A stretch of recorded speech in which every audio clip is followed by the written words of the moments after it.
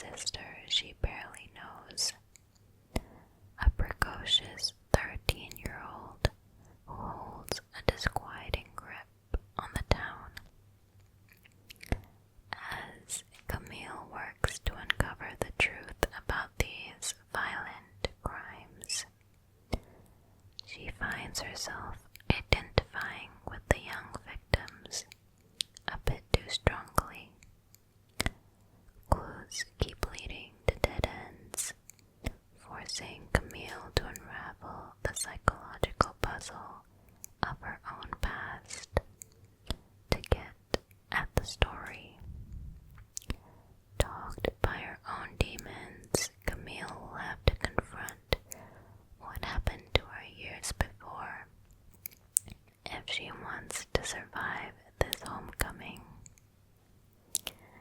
And this has gone on to be a major HBO Sky Atlantic TV series starring Amy Adams, with the director of Big Little Lies, Jean-Marc Vallée. I haven't seen the TV show, even though I know it's really highly rated, because I'm scared. But I love the book. This next one, also by Gillian Flynn, is called Dark Places. This might as well be the Gillian Flynn fan club video. I'm going to convert you all. Recruit, not convert, sorry. Okay, Dark Places. Libby Day was 7 when her family was murdered. She survived by hiding in a closet and famously testified that her older brother Ben was the killer. 25 years later, the Kill Club, a secret society obsessed with notorious crimes, gets in touch with Libby to try to discover proof that may free Ben. Almost broke, Libby agrees to go back to her hometown to investigate for a fee. But when Libby's search uncovers an unimaginable truth, she finds herself right back where she started, on the run from a killer. Just by reading this synopsis, I probably wouldn't have purchased this book, but I did just because it was Gillian Flynn, and I did enjoy it. I think this is a movie as well, but I don't think it was that highly rated. I haven't seen it either. Okay, this next one is called The Grown Up. And if I remember correctly, it was a lot shorter than the others, but still a really good read. Yeah, 97 pages, pretty quick read. A young woman is making a living faking it as a cut-price psychic with some illegal softcore sex work on the side. She makes a decent wage mostly by telling people what they want to hear. But then she meets Susan Burke. Susan moved to the city 1 year ago with her husband and 15-year-old stepson Miles.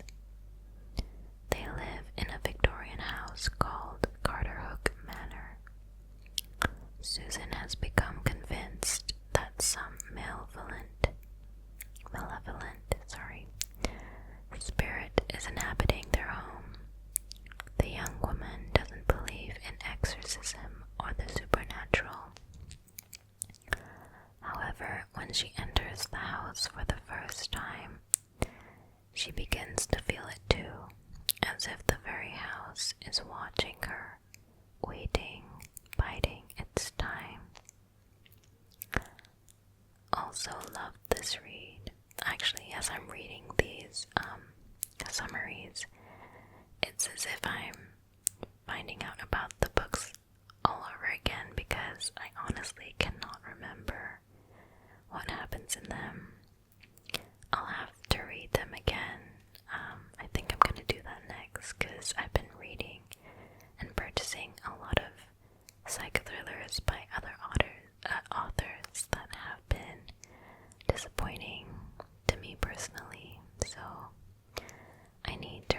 myself why I like her so much.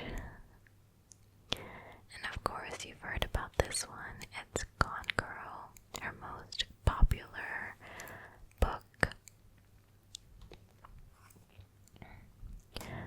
Who are you? What have we done to each other?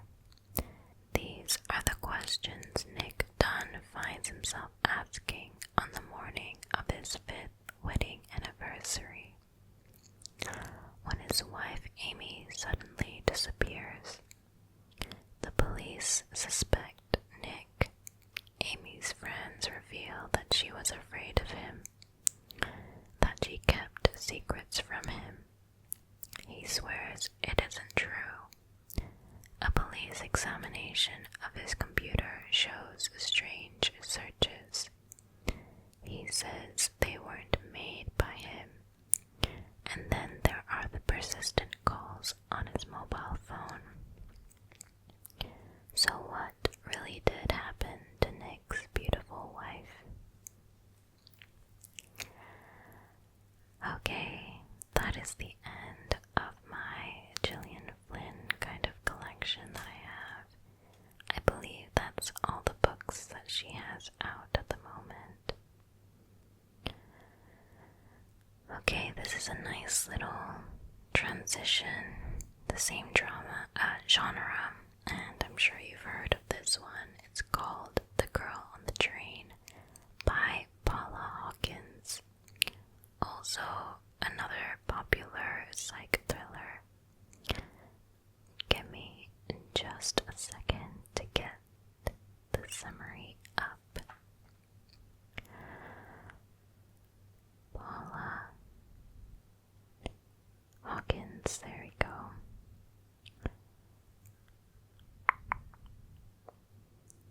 Okay, The Girl on the Train. Also her most popular book, I think. Rachel catches the same commuter train every morning.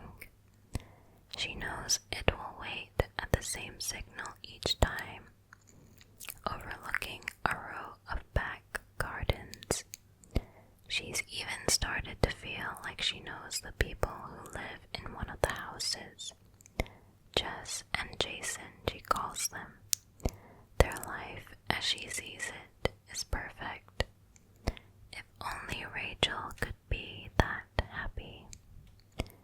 And then she sees something shocking. It's only a minute until the train moves on, but it's enough. Now everything's changed. Now Rachel has a chance to become a part of the lives she's only watched from afar.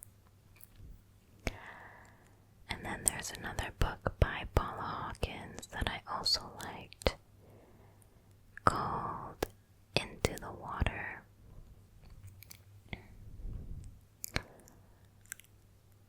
Okay.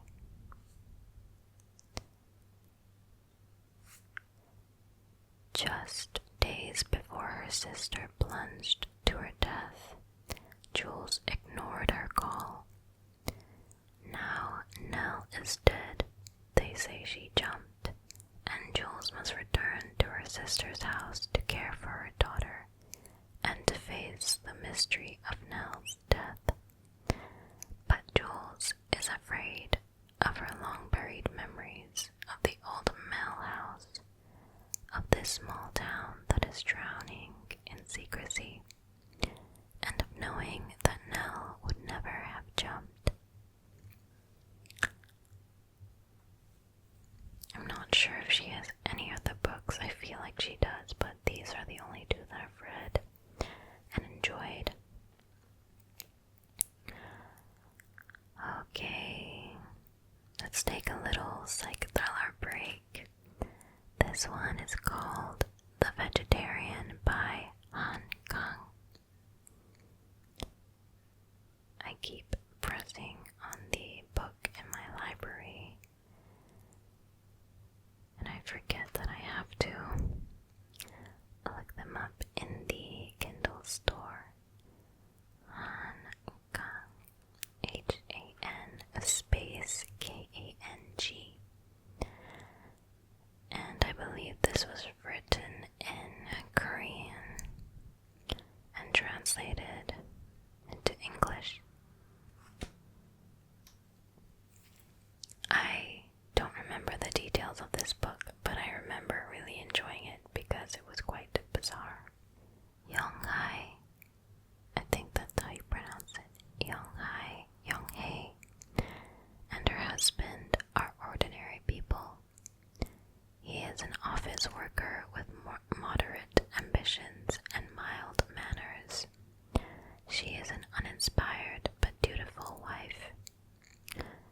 acceptable flat line of their marriage is interrupted when Young-hae, seeking a more plant-like existence, decides to become a vegetarian, prompted by grotesque recurring nightmares.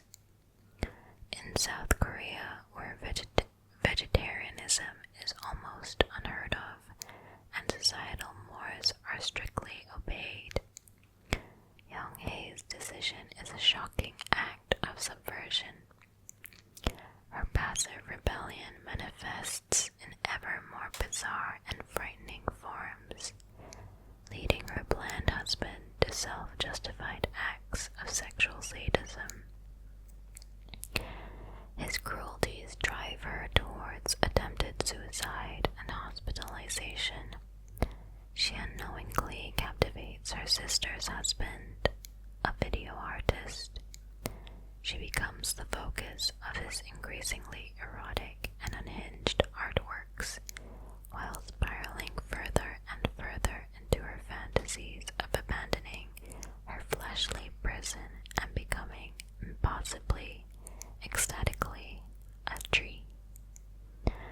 Fraught, disturbing, and beautiful, The Vegetarian is a novel about modern-day South Korea, but also a novel about shame, desire, and our faltering attempts to understand others from one imprisoned body to another. Makes me want to read it again. It does sound very, very bizarre. Okay, and let's see. This one was quite a recent read. I read this last year, and it's by Stephen King. It's called Full Dark, No Stars. It's the only Stephen King book I've read. Full Dark, No Stars, and it is a collection of short stories. Let me just pull up the description. Okay.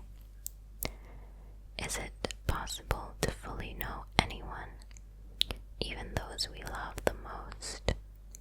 What tips someone over the edge to commit a crime? For a Nebraska farmer, the turning point comes when his wife threatens to sell off the family homestead. A cozy mystery writer plots a savage revenge after a brutal encounter with a stranger. Dave Streeter gets the chance to cure himself from illness if he agrees to impose misery on an old rival. And Darcy Anderson discovers a box containing her husband's dark and terrifying secrets. He's not the man who keeps his nails short and collects coins. And now he's heading home. ... Like Different Seasons and Four Past Midnight, which generated such enduring hit films as The Shawshank Redemption and Stand By Me, Full Dark, No Stars proves Stephen King a master of the long story form. I enjoyed this one as well. This is good if you want a quick read and if you want to be able to put something down and pick it up months later, because that's what I did. Okay, what else do I have? There's definitely a lot more books that I didn't enjoy compared to the ones that I did. And looking at some of them, I don't even remember what they were about. It says a lot, I guess. Let's see.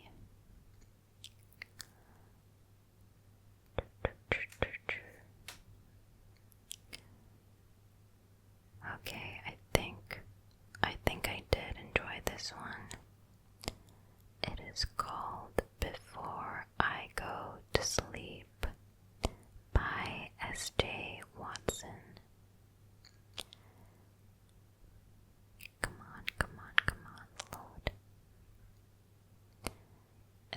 this was the first or second book that I purchased on the Kindle. And this has been made into a movie as well. Yep, now a major film starring Nicole Kidman, Colin Firth, and Mark Strong. I think I saw this briefly on the TV, but I didn't kind of watch it with intent. So the summary. Memories define us. So what if you lost yours every time you went to sleep? Your name, your identity, your past, even the people you love. All forgotten overnight. And the one person you trust may only be telling you half the story. Welcome to Christine's life.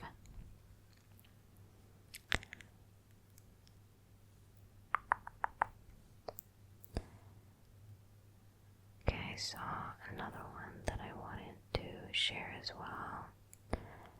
You've probably heard of this one. Probably seen the TV series. It is called The Handmaid's Tale by Margaret Atwood. I know that there is a sequel, which I have the sample of. I downloaded it ages ago. Just haven't gotten around to it.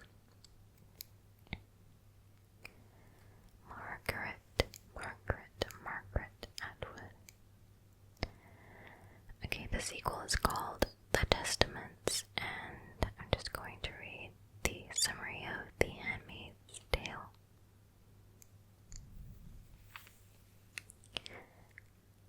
Any minute now, any second now. Okay. Go back to where it all began with the dystopian novel. Oh wait, no, sorry. This is a comment from someone else. I believe in the resistance as I believe there can be no light without shadow, or rather no shadow unless there is also light. Offred is a handmaid in the Republic of Gilead, a religious totalitarian state in what was formerly known as the United States. She is placed in the household of the commander, Fred Waterford. Her assigned name, Offred, means of Fred. She has only one function, to breed. If Offred refuses to enter into sexual servitude to repopulate a devastated world, she will be hanged. Yet even a repressive state cannot eradicate hope and desire. As she recalls her pre-evolution life in flashbacks, Offred must navigate through the terrifying landscape of torture and persecution in the present day, and between two men upon which her future hangs. Masterfully conceived and executed, this haunting vision of the future places Margaret Atwood at the forefront of dystopian fiction. Pretty heavy read. It's a heavy show to watch as well. I've seen most of it, I think. I'm not sure if it's still going on, but yeah, I stopped after I think 3 or 4 seasons.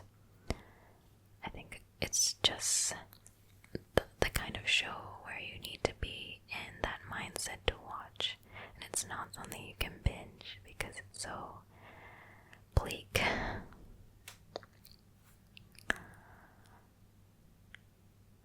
Okay. I feel like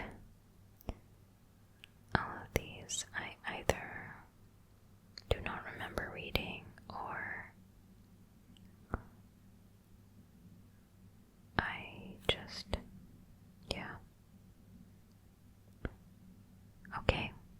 This one I feel like I probably enjoyed. I don't remember what it's about, but it's called Elizabeth is Missing. Elizabeth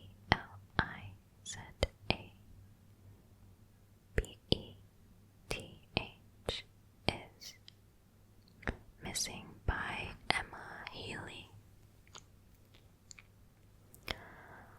Also a very highly rated book.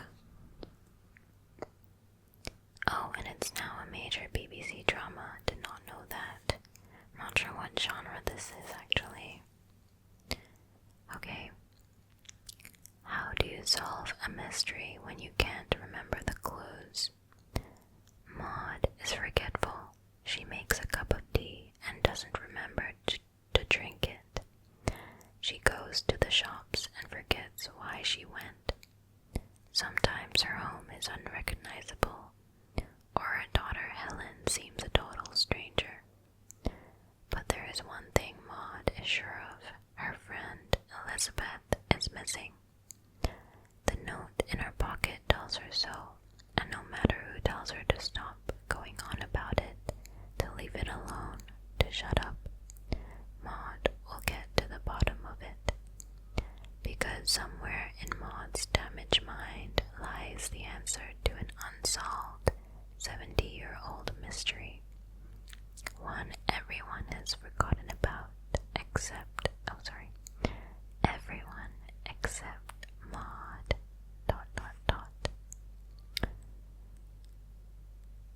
Oh, so it is like someone says, a thrillingly assured, haunting, and unsettling novel.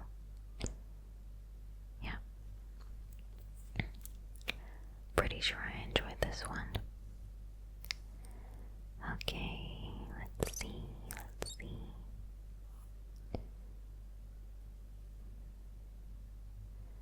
Maybe I should just read like a couple of random ones that... Okay, I think I remember enjoying this author, Claire McIntosh. I have a few of her books here. One is I See You, one is I Let You Go. And I remember preferring one to the other. Claire McIntosh. I believe I preferred I Let You Go. And then I bought I See You because I liked I Let You Go, and then I was a bit disappointed. Okay, so this one is I Let You Go. A tragic accident. It all happened so quickly. She couldn't have prevented it, could she? In a split second, Jenna Gray's world descends into a nightmare. Her only hope of moving on is to walk away from everything she knows to start afresh. Desperate to escape, Jenna moves to a remote cottage on the Welsh coast. But she is haunted by her fears, her grief, and her memories of a cruel November night that changed her life forever. Slowly, Jenna begins to glimpse the potential for happiness in her future, but her past is about to catch up with her, and the consequences will be devastating. Again, do not remember what this is about. I'll read the summary for I See You as well. And it is also highly rated. You do the same thing every day. You know exactly where you're going. You're not alone. ... When Zoe Walker sees her photo in the classifieds section of a London newspaper, she is determined to find out why it's there. There's no explanation, just a grainy image, a website address, and a phone number. She takes it home to her family, who are convinced it's just someone who looks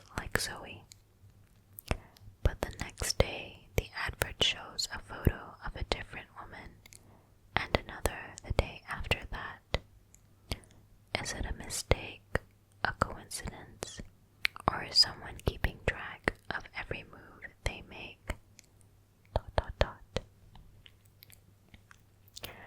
So yeah, a lot of psych thrillers.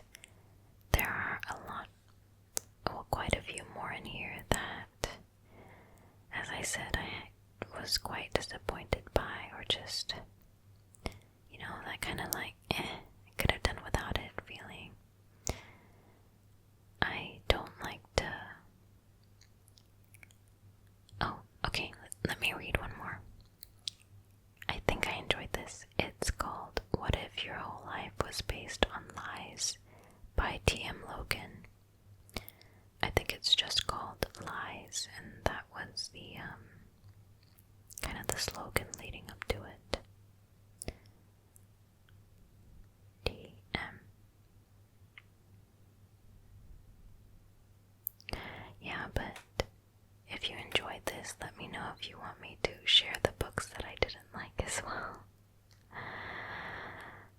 I mean, I don't really want to kind of be negative about other people's work out in public, but if that's what you want.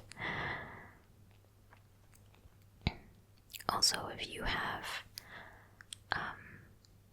recommendations for books or psych thrillers that you think I may like because of my taste, then send them my way, because I just spend too much time scouring the Kindle store for something good only to be disappointed. But I am going to reread Gillian Flynn's books, I think, just to kind of rediscover why I love her writing and her books again.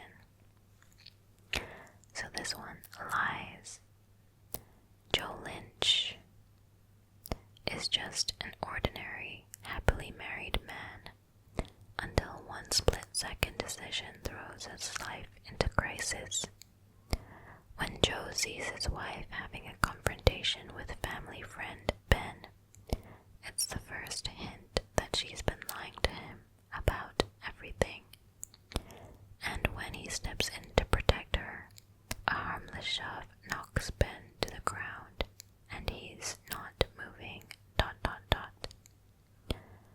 Gripping, unputdownable, and packed with twists and turns, from the first page to the very last. Usually I'd say this is when you should not buy the book because it's always so deceiving. This stunning psychological thriller will make you question whether we can ever really trust the ones we love. ... I think I did enjoy this, yeah, because there is another book of his in my library, I believe. Let me just check. D.M. Logan. Oh no, sorry. Misremembered the author's name. Oh wait, is there? No. Okay, I think I will end it here. Maybe I should just step away from this genre for a while and read something a bit more different.